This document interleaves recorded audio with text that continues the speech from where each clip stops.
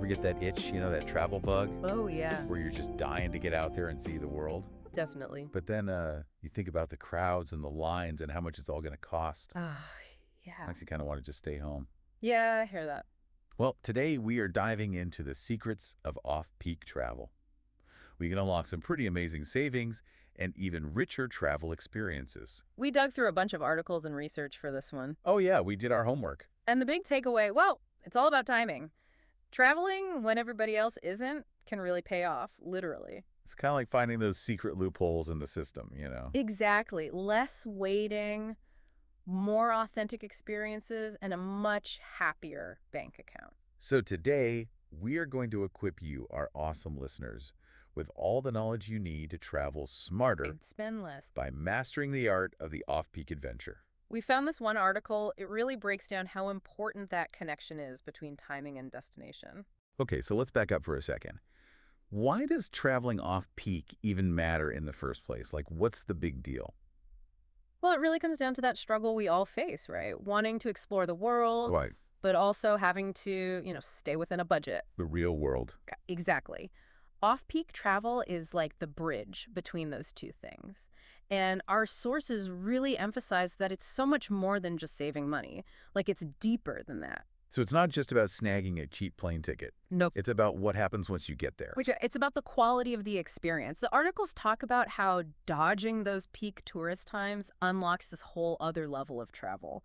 Fewer people means shorter lines, sure, but it also means you can actually soak in the atmosphere, like Yeah. really see the details, the architecture, the nature.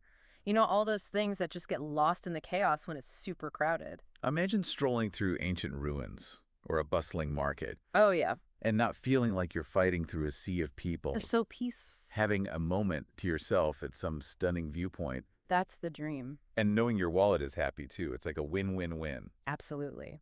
So, how do we actually make this off-peak dream a reality? Okay, well, based on everything we've read, it boils down to two main things: timing and destination. Makes sense. Let's start with timing. What exactly are we talking about when we say off-peak seasons? Great question. What makes a season off-peak? Well, think of it as those periods when a destination sees a significant drop in tourist traffic.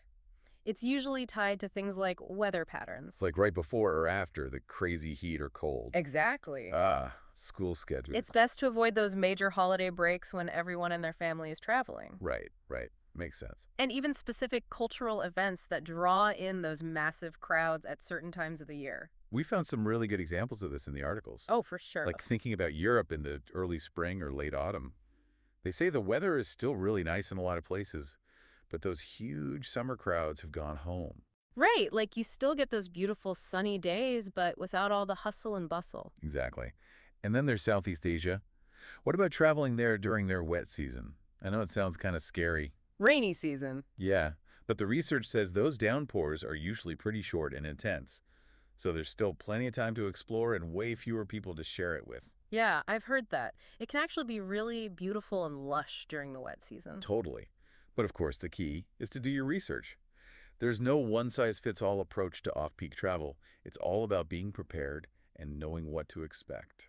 The articles definitely emphasize that. And they even suggest some cool tools you can use, Yeah. like Google Trends. You can actually type in your destination and see how many people are searching for it over time. So if you see a dip in searches, Less people are thinking about going there. exactly, that's a good indicator of lower tourist activity. Oh, smart. And historical weather data, that's crucial. You don't want to end up in a monsoon or a blizzard or something. Yeah, no thanks. But those shoulder seasons, the times just before and after peak season, they can be the sweet spot. Pleasant weather and fewer crowds. The best of both worlds. Another tip from the research is to connect with local tourism boards. They have the inside scoop on the best times to visit. Oh yeah, they know all the hidden gems. Exactly. And they can tell you about any smaller regional peak seasons that might not be obvious from just looking at a general travel guide. They are like the local experts. They are. And one thing I found super helpful is the idea of engaging with online travel communities. Getting those firsthand accounts from other travelers, people who have actually been there during different times of the year, Oh yeah, like reading reviews. it's like having a personal travel advisor. Yeah. And it can give you some really valuable insight into those less visited spots and the best times to see them. Makes you feel like you're in the know. Exactly. You become your own off-peak travel expert. I love it. The articles also talk about some of the big names and turning points that has shaped the world of off-peak travel. Oh, yeah, the pioneers. Rick Steves. He's got to be one of the most well-known advocates for budget-friendly and culturally immersive travel. And a big part of his philosophy is all about traveling off-peak. He's a legend. The research really highlights how he's been pushing this idea for years, showing people how much money they can save and how much richer the experience can be when you travel outside those peak season crowds. He's all about connecting with the heart of a place, not just checking it off your list. Right. And then there's nomadic Matt Kepnes, another big name in the travel world.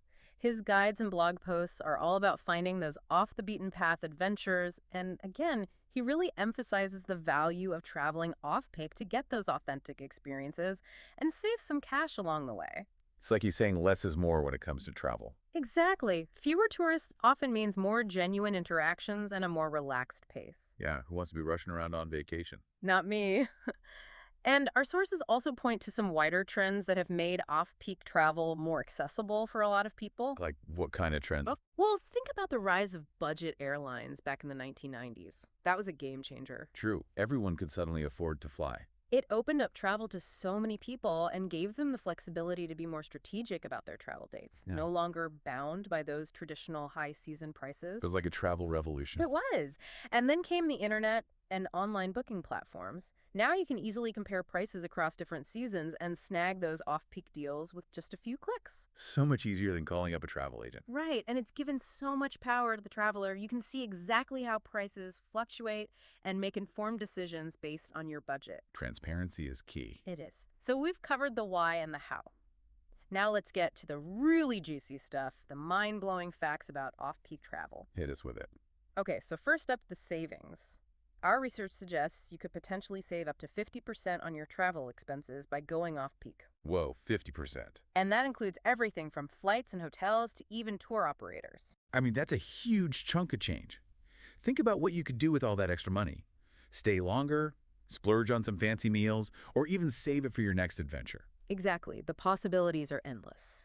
Okay, so beyond saving money, what else is there? Well, the articles highlight how destinations themselves can transform during their off-peak periods. Like Japan in winter. We always picture Japan in the spring with the cherry blossoms, but imagine soaking in a hot spring surrounded by snow. Oh, that sounds amazing. Or seeing those breathtaking winter illuminations. It's a completely different perspective compared to the bustling spring season. Like seeing a whole new side to a place you thought you knew. And another amazing thing, you often get to experience unique local events and traditions that only happen during the off-peak times. That's so cool. It's like a window into the authentic cultural heart of a destination. These events are often more genuine, less commercialized than those big high-season festivals. You're experiencing the real deal, not some tourist version of it. Exactly. It's a much deeper connection with the culture. So as we wrap up this deep dive, what's the biggest thing you want our listeners to take away from all this?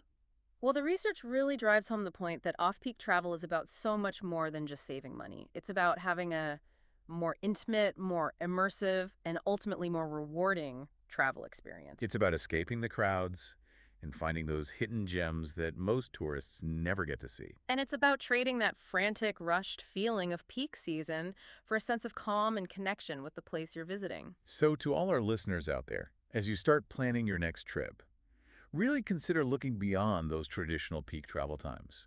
Embrace the chance to save some serious cash. And uncover a whole new level of travel. Exactly. There's a whole world of hidden gems waiting to be discovered. And remember, the information we've shared is a great starting point, but the world of travel is constantly changing. Use those tools, do your research, talk to locals, and find those truly special off-peak opportunities. Think about that one place you've always wanted to go. Now imagine it without the crowds. What would you see? What would you feel? That, my friends, is the magic of off-peak travel. Pure magic. All right, thanks for joining us for another deep dive. See you next time. Happy travels, everyone.